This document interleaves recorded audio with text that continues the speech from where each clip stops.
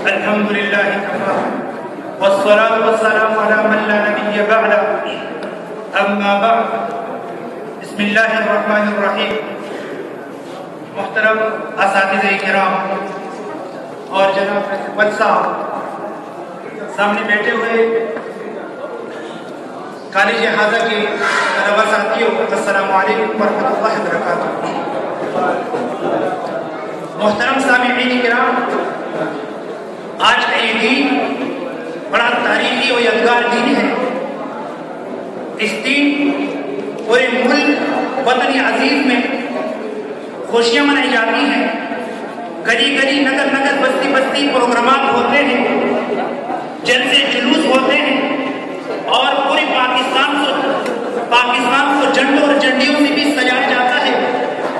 اس دن پاکستان کی سرکاری عمارتوں پر چراغاں بھی کیا جاتا ہے.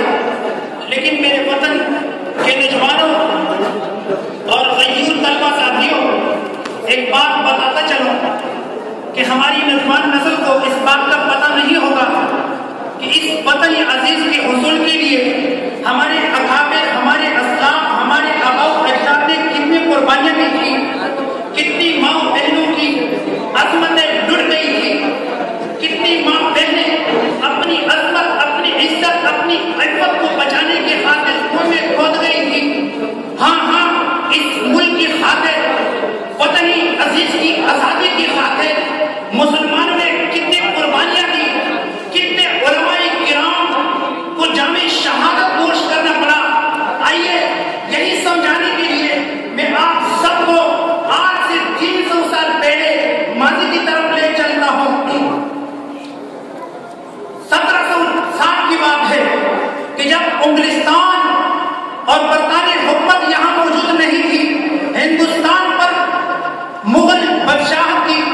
یہاں ہندو کیا سکھ کیا مسلمان سب خوش تھے، خوشحالی تھی، امن کا دورہ تھا.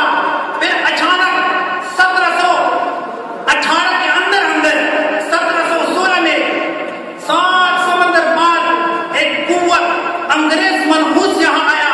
انہوں نے ایسٹ انڈیا کمپنی کے نام سے کمپنی بنائی، تجارت شروع کی اور رفتہ رفتہ ہمارے ملک پر قبضہ جمایا.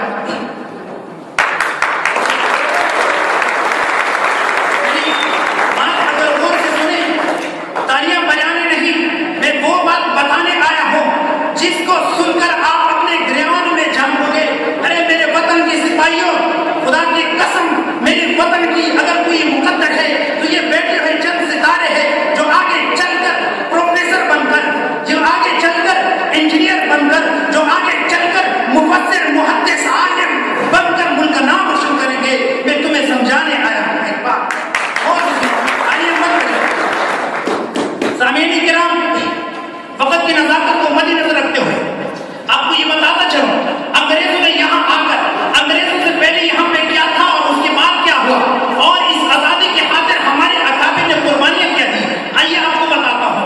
انگریز کے آنے سے پہلے یہاں خوشحالی تھی، فراوانی تھی. انگریز کے آنے سے پہلے یہاں سیاسی طور پر ہم بالکل سیٹ تھے. انگریز کے آنے سے پہلے یہاں ہمارے عوام بھی بالکل خوشحال تھی. لیکن جب انگریز آیا تو کیا ہوا؟ چنانچہ ہنٹر، جو ان کا بڑا سیاسی مدبر ہے، ان کو انگلستان سے بلایا. جب یہاں انگریز نے قبضہ جمایا تو ہندوستان سے بلایا، انگلستان سے کہا ہمیں ایک نقشہ بتا کے کہ ہماری حکومت برطانیہ کو دوام کیسے نصیب ہو، برصغیر پاک و ہند پر ہمارا تسلط کیسے برقرار ہو. وہ ڈبلیو ہنٹر اور سر تھامس اس جیسے دیگر مفکرین پورے ہندوستان کے چپے چپے میں گھومے. انہوں نے پورے برصغیر پاک و ہند کی گلی گلی نگر نگر کا چکر لگایا اور تب جا کر 1 سال کے عرصے میں ایک رپورٹ تیار کی اور کہا حکومت برطانیہ کو، جناب عالی، اگر ہندوستان پر اپنا حکومت قائم کرنا چاہتے ہو، اگر تم چاہتے ہو کہ ہندوستان پر ہر سال تک ہماری حکومت رہے تو 3 کام کرنے پڑیں گے. نمبر 1، قرآن کو ختم کرنا ہوگا.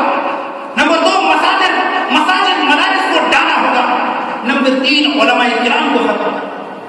تاریخ شاہد ہے کہ پھر انگریز غیاب نے، مکار نے، منحوس نے وطنی عزیز برصغیر پاک و ہند میں قرآن نے جلا دیا اور کہا ہم نے قرآن کو ختم کر۔ اس کے بعد 56,000 علماء کرام کو پھانسیوں پہ لٹکا دیا گیا اور کہا ہم نے علماء کو بھی ختم کر دیا۔ اس کے بعد انہوں نے تقریباً انگریز کے آنے سے پہلے ٹھٹا جو ایک ابھی نامرسا حال شہر ہے وہاں پہ 80 کالج تھے جس میں مختلف فنون پڑھائے جاتے تھے۔ دہلی میں 1000 مدارس تھے، بنگال میں 2000 مدارس تھے، پورے ہندوستان میں لاکھوں مدارس تھے، لیکن جب یہود اور ہنود اور عیسائیت کے پیروکار آئے تو انہوں نے مدارس سب کے سب مسمار کر دیے اور بقول گریڈ وہ کہتے ہیں پارلیمنٹ میں کر دو کہتے ہیں ہم نے اسلام کو ختم کر دیا ہے، ہم نے مسلمانوں کو ختم کر دیا ہے، ہم نے اسلام کو بے خبر سے اٹھا دیا ہے اور عنقریب اسلام ختم ہونے والا ہے۔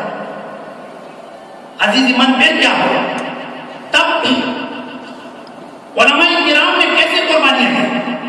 1757 میں سراج الدولہ اٹھا اور جنگ پلاسی جیسے مشہور جنگ انگریز سے لڑا، مگر افسوس اپنوں میں سے ایک غدار میر جعفر کی وجہ سے وہ فتح شکست میں تبدیل ہوئی اور سراج الدولہ کو اپنے دولت سے ہاتھ دھونا پڑا۔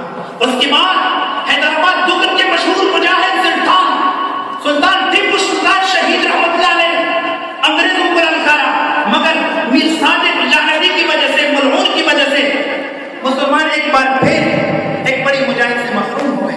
اس کے بعد 1818 میں شاہ العزیز محدث رحمۃ اللہ نے فتویٰ دیا ہندوستان دارالحرب ہے، لڑو مرو۔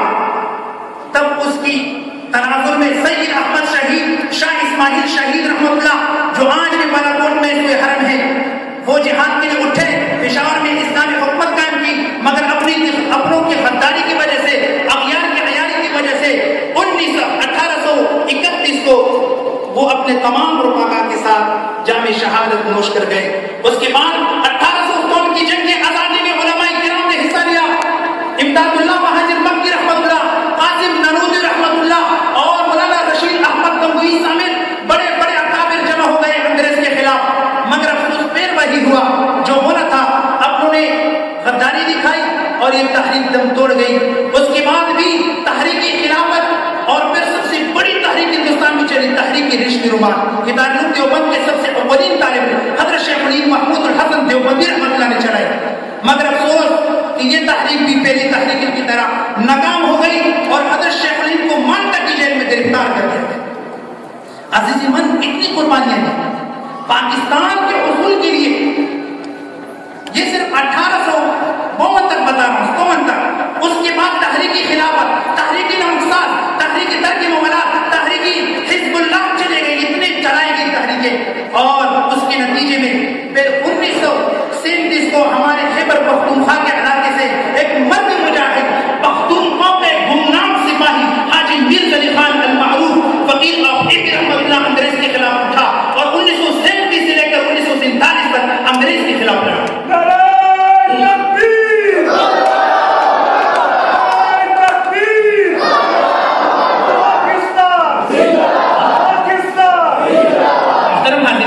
مختصر بتا رہا ہوں، پروفیسر حضرات بیٹھے انتظار کر رہے ہوں گے، شاید بور ہوئے ہوں گے، لیکن داڑھی کیا کہہ سکیں، تو بس یہی بتا رہا ہوں مختصر۔ اتنی قربانیاں جو ہم نے دی، اکابر نے قربانیاں دی، مسلمانوں نے ہند نے قربانیاں دی، اور تب جا کر جب راستہ مال ہوا تو بابائی قوم حضرت قائد اعظم محمد بن جناح علیہ الرحمہ اور حکیم الامت مولانا اشرف علی تھانوی صاحب، مولانا شبیر احمد عثمانی صاحب، مولانا ظفر احمد عثمانی صاحب جیسے علماء اور سیاست علماء کی وجہ سے اللہ تبارک و تعالیٰ نے ہمیں پاکستان جیسا ملک عطا فرمایا۔ یہ تاریخ جو ہے 14 اگست کی تاریخ 1947 کو پاکستان وجود میں آیا۔ یہ تاریخ ہم روزانہ بناتے ہیں، یہ تاریخ ہم کیوں کر بناتے ہیں؟ اس 14 اگست کا تقاضا ہم نے کیا یہی بتانا ہے بس۔ محترم حاضرین مجلس، آج جب بھی 14 اگست ہوتا ہے، میری نوجوان جو کل کے مستقبل کے معمار ہوں گے، موٹر سائیکل سے سائلنسر نکال کر لوگوں کو تکلیف دیتے ہیں اور سمجھتے ہیں کہ یہ خوشی کا دن ہے۔ ارے میرے باپ دوستو، 14 اگست خوشیاں منانے، بے ہنگم اوٹ پٹھان کرنے کا دن نہیں ہے۔